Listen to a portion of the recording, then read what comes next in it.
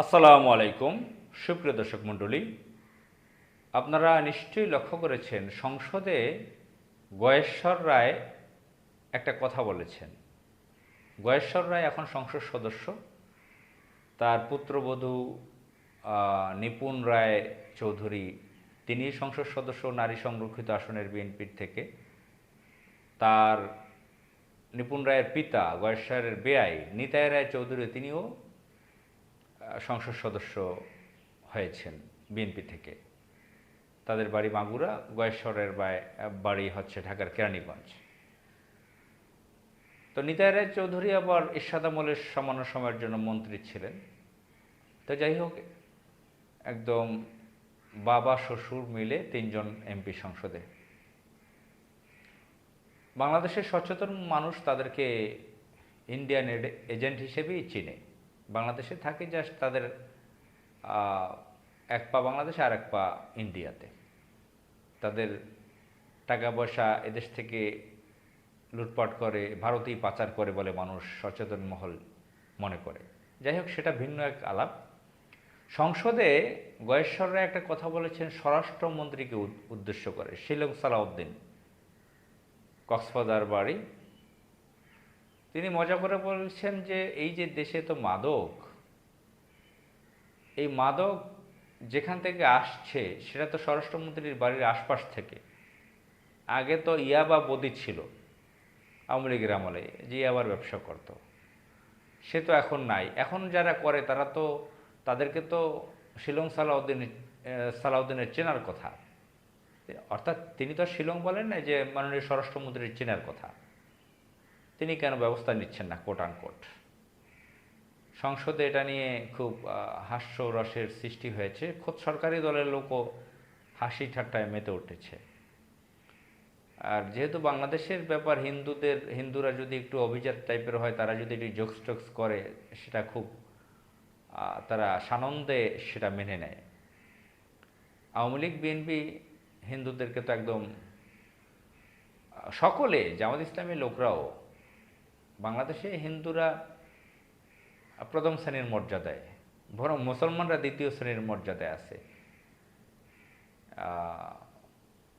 এটা স্বয়ং হিন্দু লোকের এক লেখা থেকেও আমি কোট করে বলতে পারি। দৈনিক আমার দেশ পত্রিকার সহকারী সম্পাদক ছিলেন সঞ্জীব চৌধুরী। তিনি পরে ইংল্যান্ডে চলে গিয়েছিলেন, মারা গিয়েছিলেন। পাকিস্তান আমলে তিনি ছাত্রলীগের কেন্দ্রীয় নেতা ছিলেন। তিনি তার একটা আর্টিকেলে লিখেছিলেন যে বাংলাদেশে তো মুসলমানরা দ্বিতীয় শ্রেণীর মর্যাদায় আছে, হিন্দুরা প্রথম শ্রেণীর মর্যাদা। তিনি ব্যাখ্যা বিশ্লেষণ দিয়ে তার আর্টিকেল লিখেছিলেন সঞ্জীব চৌধুরী। আমার সাথে তার কয়েকবার কথা হয়েছিল, দেখা হয়েছিল। তো এখন সেটা ভিন্ন এক আলাপ। হিন্দুদের এত কদর বাংলাদেশে, হিন্দুরা গয়েশ্বর কথা বলেছেন, হাসির রোল পড়ে গেছে সংসদে। আবার গয়েশ্বর হাসিনার আমলে ডিবির কার্যালয়ে গিয়েছিল, কত সম্মান তাকে ভাত খাইয়েছিল, সব ছিল। অনেকেই সচেতন মহল মনে করেন এটা অভিনয়ের একটা ড্রামার অংশ ছিল। ডিবি হারুন তাকে ভাত খাইয়েছিল, আবার স্যার স্যার সম্বোধন করে কথা বলেছিল, আবার হারুনকে তুমি সম্বোধন করে বলেছিল।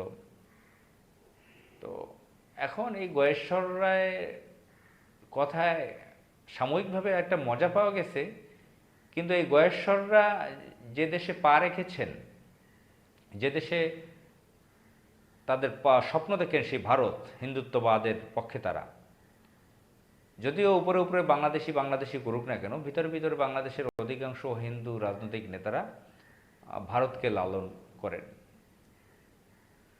তো সেখানে ভারত থেকে বাংলাদেশে মাদক আসে, শুধু মিয়ানমার থেকে না, ভারত থেকে প্রচুর মাদক আসে। সচেতন মহল এটাই জানে, ভারতের বর্ডার থেকে প্রচুর মাদক আসে। আমরা এটাও দেখেছি যে আমাদের বর্ডারে ভারত প্রচুর কারখানা করেছে মাদকের, বাংলাদেশের যুবক তরুণদেরকে ধ্বংস করার জন্য। তো এগুলো গয়েশ্বর রায় জানে না যে তাদের স্বপ্নের দেশ, যেখানে তারা পাচার করে টাকা পয়সা, অর্থ সম্পদ, যেখানে সম্পদ জমিয়ে রাখেন, যেই দেশকে তারা মনে লালন করেন, ভারত, তাদের কি বলে, অন্তরের জায়গা, সেই জায়গা থেকে তো বাংলাদেশে মাদক আসে, সে বিষয়ে কেন কথা বললেন না তিনি? এবং শিলং সালাউদ্দিনের যে বিষয়টা বলেছেন তাকে নিয়ে, সেটাও তো বলেছেন যৌক্তিক, অবশ্যই যৌক্তিক কথা বলেছেন।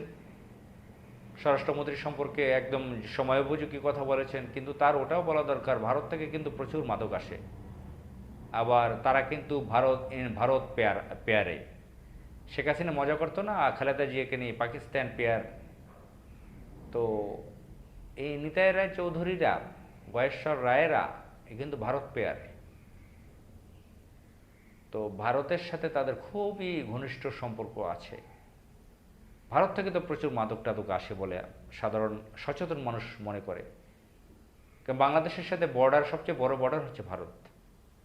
সে ব্যাপারেও তার কথা বললে আরও যৌক্তিকতা হতো।